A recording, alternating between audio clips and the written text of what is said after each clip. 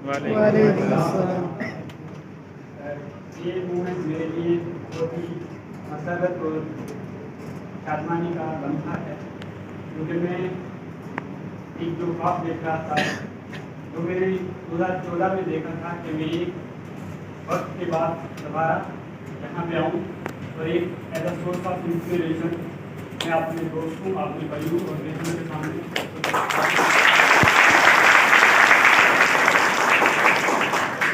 और शुक्र है अल्लाह का कि वो लम्हा आज आ गया। और मैं इसी लाइफ से जितनी भी ऑर्गेनाइजिंग टीम है, सफर साहब, deputy collector Aligarh, student leaders, research scholar, जितने भी अपना टाइम निकाल के यहाँ पे आगे, इन सभी का जिनकी अमी कह रही है आपका ख्याल पसंद करता हूँ।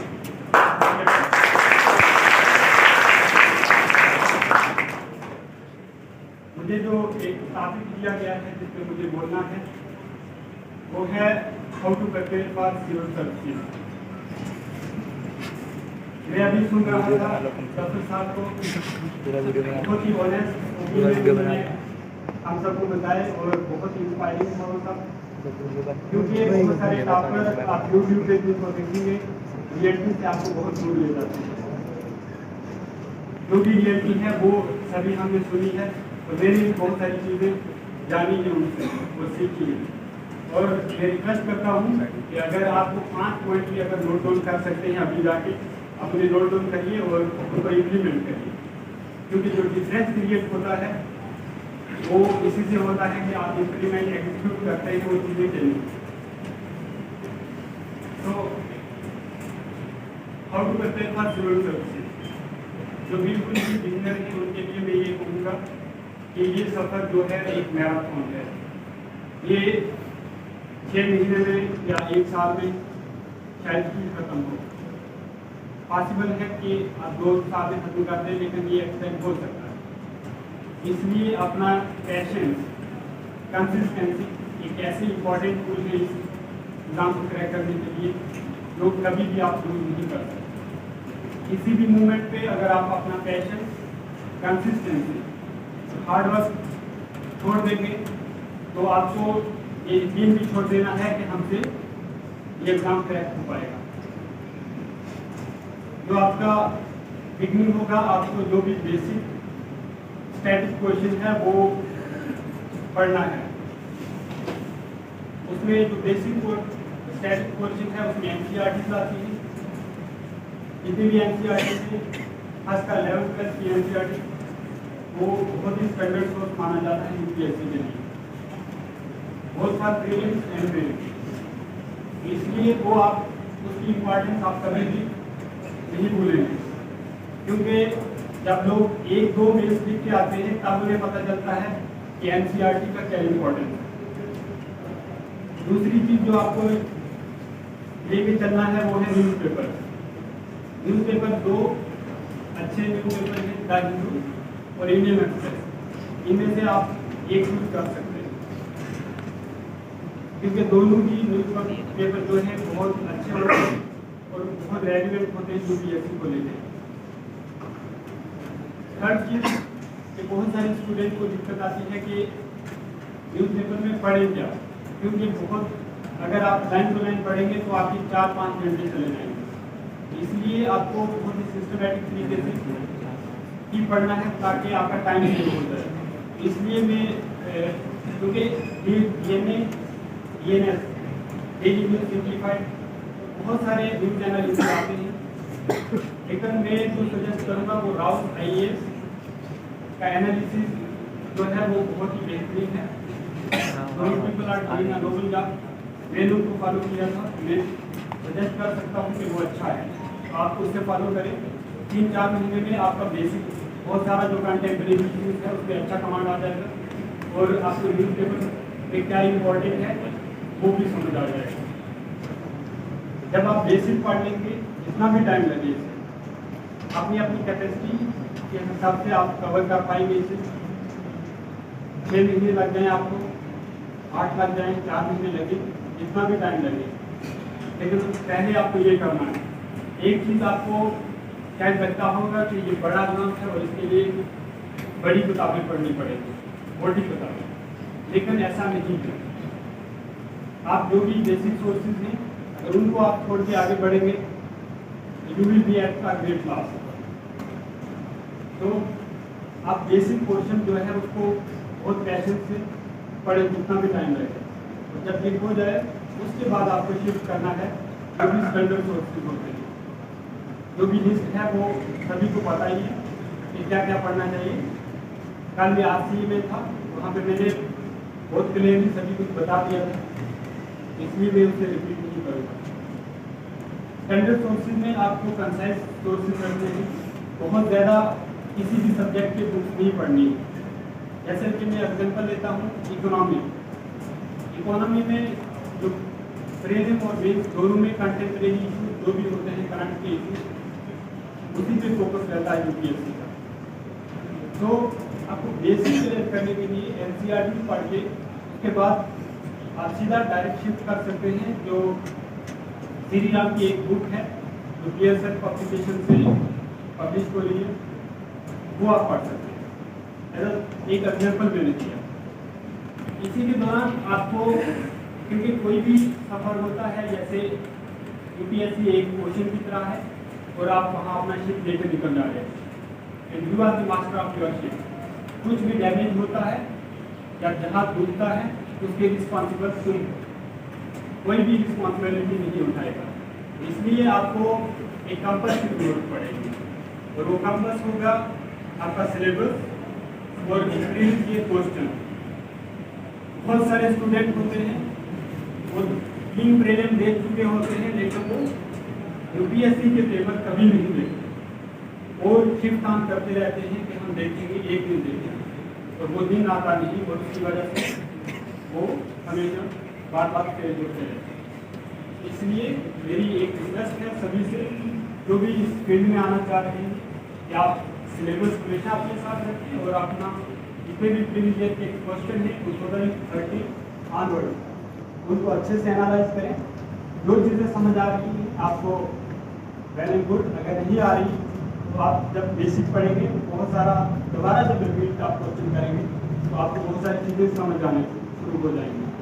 और जहाँ तक मोटिवेशन का तरफ है, कहाँ से मोटिवेशन आता है, क्योंकि ये जर्नी आपके 3 साल 4 साल तक लगातार चल सकती है। इसमें आपको कंसिस्टेंसी मेंटेन करने के लिए और मोटिवेशन कॉन्फिडेंस कहाँ से आएगा, क्योंकि जो भी हल्के और सुपरफिशियल मोटिवेशन आप YouTube चैनल से लेते हैं, जो मोटिवेशन लेक्चर आप देखते हैं उनसे आप you are never going to motivate from those lecture. आपको मोटिवेशन अपने अंदर भी ढूंढना है, क्योंकि एक बुक है मेन सर्च फॉर मीनिंग, उसका ऑथर है विक्टर फ्रैंकल। वो लिखता है कि he who has the right to do something he will do it almost anyhow। अगर आपके पास रीजन है कि क्यों करना है मुझे ये, तो आप यकीनन ये करेंगे, चाहे कितना भी वक्त लगे तो कितनी ही मुश्किलें आए तो कितने ही लोग आपको। जहाँ तक मेरे एज अ पर्सनैलिटी का ताल्लुक है, फ्रॉम वेरी बिगिनिंग जब मैं एकेडमिक्स में था मेरा JNU में हो गया। सभी लोग कह रहे थे कि आप JNU से क्यों वापस आए, आपका JRF वहाँ पे हो जाता, लेकिन मैं यहाँ लेकर आ गया और JRF मैंने 6 महीने के बाद निकाला, क्योंकि मुझे बिलीव और कॉन्फिडेंस इसलिए पूछने की मुझे ज़रूरत नहीं थी। मुझे खुद पता था कि मुझे क्या कर सकता हूँ और मुझे क्या करना चाहिए। और उसके बाद मेरे क्लासमेट जितने भी थे सभी ने ऑलमोस्ट 80% जो भी लोग थे मेरे बैचमेट सभी ने JRF निकाला। तो आज मैं यकीन करता हूँ कि अलीगढ़ में जो एक रोल मॉडल, एक लाइफ कोच की जरूरत है। अगर आप बहुत सारे और भी यहाँ से क्वालिफाइड हैं, दफन साहब हैं और मुझे भी आप कंसिडर कर सकते हैं। आप हमें कि अगर हम कर सकते हैं, यही लाइब्रेरी, यही किताबें और यही क्लासेस, यहीं से हमने स्टार्ट किया था और हम यहाँ पे पहुँचे। एक भी मुझे कोई रीज़न नहीं पता,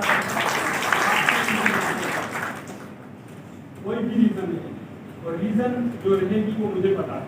वो रीज़न रहेगी आपकी लेजीनेस, आपका non willingness to do hard work, sacrifice ना देने का और चीज़ें खुद से हो जाने का। कोई भी चीज़ नहीं आती, हर चीज़ का एक कॉस्ट होता है। और जब आप एक कट थर्ड कंपटीशन में कम्पीट करना चाहते हैं, जैसे यूपीएससी, जहाँ पे व्यक्ति की कोई बहुत कम गुंजाइश होती है, तो आपको इन चीज़ों से, अपनी कंफर्ट जोन से बाहर आना, you have to fight very hard. आपके साथ बहुत ही जीनियस और सो का धुरंधर लोग होते हैं, लेकिन आपको फाइट करना है, अपने पे बिलीव रखिए, आपको बढ़ते रहना, कंसिस्टेंटली विद द टाइम आप इतने कैपेबल हो जाओगे कि आपको समझ आ जाएगा कि आप ये एग्जाम के आप कोई भी नहीं छोड़े।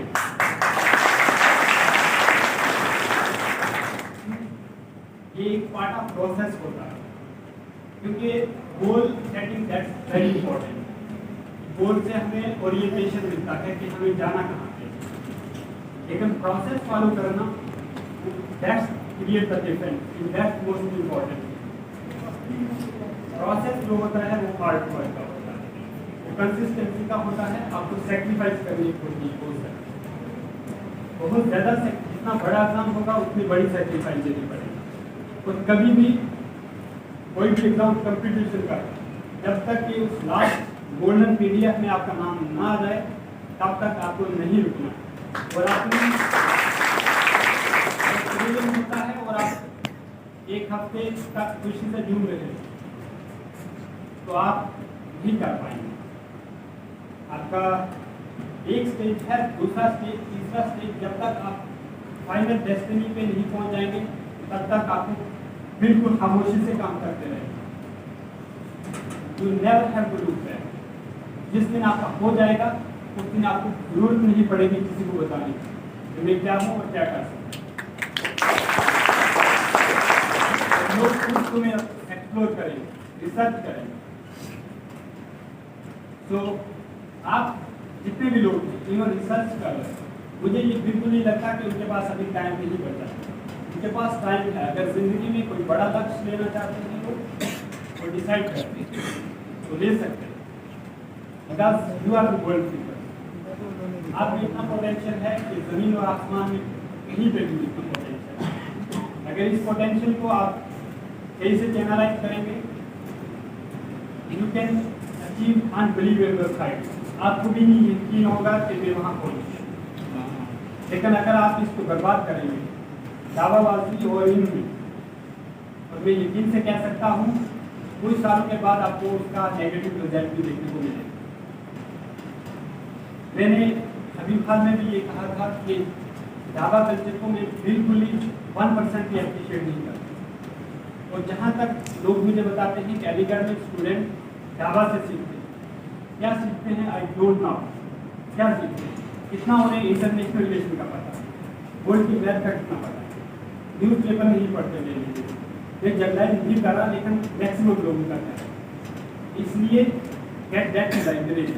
और अगर टाइम मिले 10 से 15 मिनट से ज़्यादा अगर आप इस स्टेज पे टाइम वेस्ट कर रहे हो, तो आप you are on a big loss, जो आपको 5 साल बाद पता चलेगा या 6 साल बाद। इसलिए अपने डीप इंट्रोस्पेक्ट करिए और अपने जो भी फ्यूचर प्लान है उसको तय करिए। और एक चीज़ मैं बताऊँ, जितने भी बड़े ड्रीम्स लोग देखते हैं वही सक्सेसफुल होते हैं।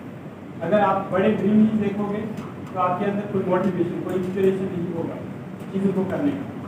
जब आप बड़े ड्रीम देखेंगे तो तब आप मजबूर हो जाएंगे उस पर थिंकिंग करने के लिए। जब आप थिंक करोगे तो आप प्लानिंग करना शुरू होगे। अब जब प्लान करोगे तो आप वर्क करोगे, एक्शन लोगे। जब एक्शन लोगे तो एक्शन जो है कन्वर्ट होकर सक्सेस में आएगा।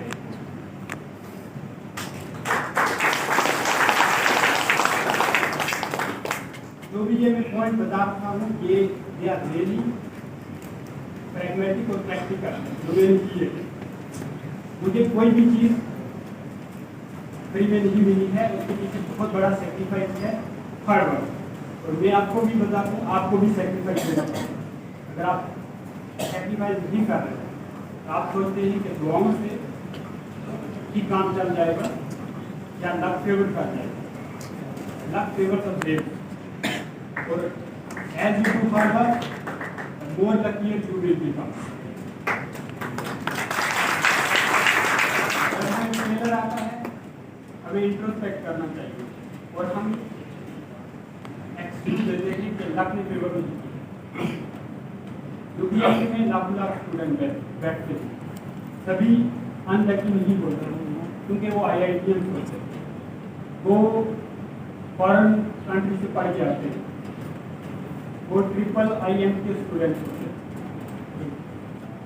ये कहना कि वो अनलकी थे इसलिए यूपीएससी में नहीं क्लियर हो पाए, ये कहना गलत है। जब भी फेलियर आए जिंदगी में लोग कुछ नहीं थे, लेकिन आपको उस time you have to take a पास।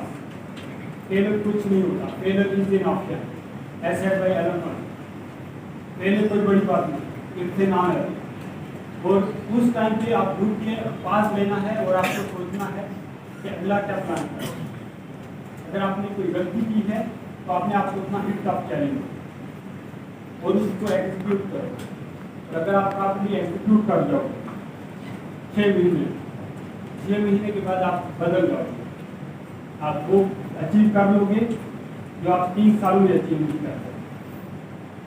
मुझे भी फेलियर हुआ था क्योंकि फेलियर से मेरा इतना मैंने कभी फेस किया नहीं था। अकेडमी कोई भी एग्जाम होता था उससे पहले ही प्रिपरेशन स्टार्ट कर लेता था और एक वक्त आने पर मैं उसे अचीव कर लेता था, इधर गुड रहे। लेकिन यूपीएससी एक सब्जेक्ट है, जब मैं यहाँ पे गया एक फेलियर आया, लगा कि ये बड़ा गेम है और एक फेलियर होता है एक्चुअल में।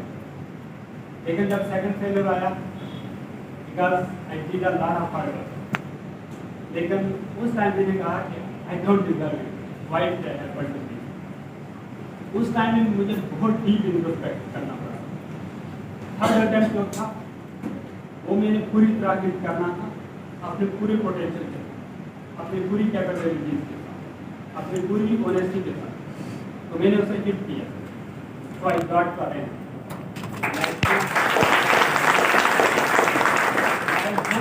आई विल गेट IAS।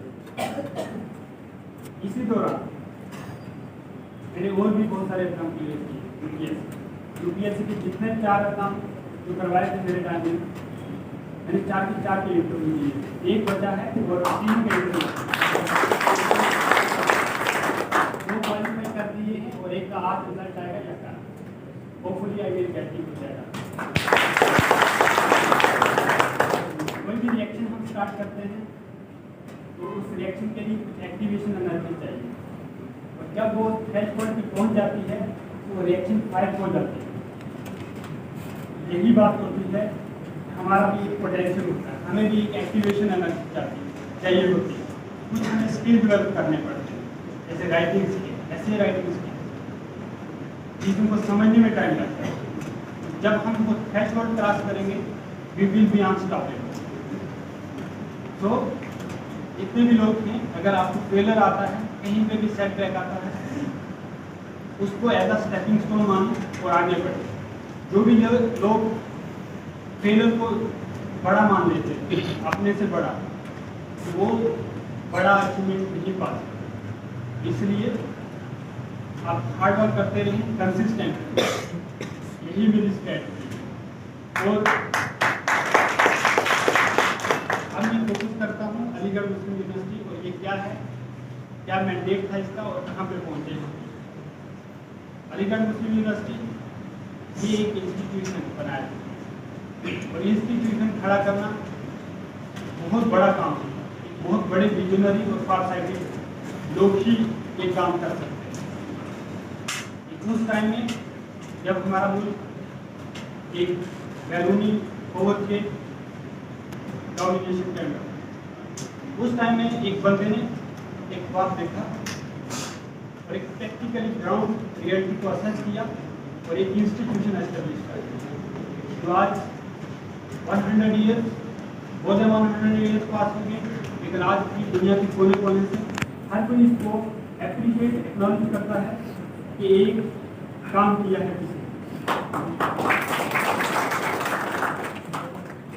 1000 साल वर्ग अपनी बेरूरी में होती है, बड़ी मुश्किल से होता है जहाँ से भी दवा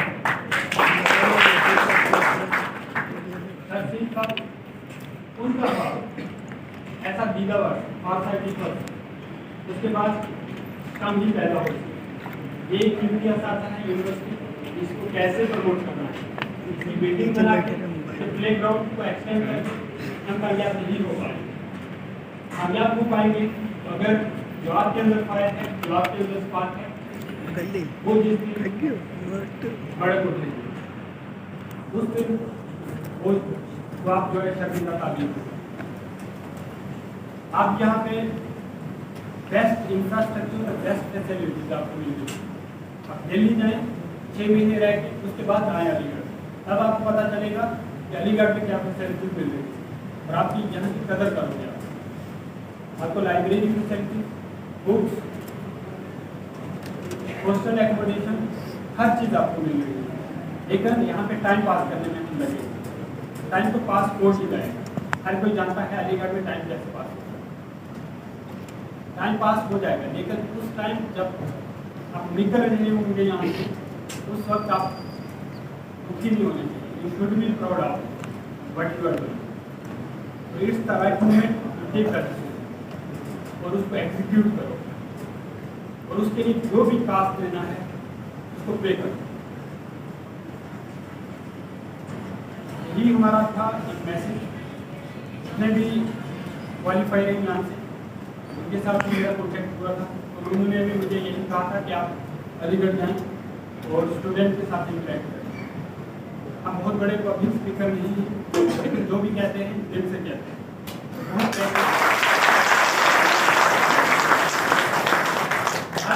आपके लोगों की तरह मैं भी सामने कभी बैठा था, बहुत सारे लोगों को सुना, लेकिन मैं सुन के एक कान से डाल के दूसरे से निकाल नहीं देता था। मैं उससे ट्राई करता था इम्प्लीमेंट करने, लेकिन बिलीव मी वो टफ होता था मेरे लिए। लेकिन मैं एटलीस्ट अगर 100% नहीं 1%, 2% उसको एग्जीक्यूट करता था। तो आपकी जो भी मैंने कहा है हर चीज़ बहुत सोच के मैं बोल रहा हूँ, रुक के बोल रहा हूँ कि जो भी है उसके पीछे एक वेट है और आप बिलीव करिए। आप अगर ये चीज़ें फॉलो करेंगे मैं यकीन से कह सकता हूँ कि हम कामयाब हैं। और अपनी टीम से कभी कंप्रोमाइज नहीं करना है आपको। कोई भी फाइनेंशियल कंस्ट्रेंट, जो भी आपका कोई भी बैकग्राउंड है, सोशल इकोनॉमिक बैकग्राउंड, कोई भी मैटर नहीं करता। अगर you are willing to do hard work, you are going to sacrifice the required and you will make it. Nobody can stop you. Okay, I'll be at the end. I wrap up my speech. I extend my gratitude and thanks to all the organizing team, my brothers and sisters, Safal Saab, for this patient listening. Good luck. Thank you.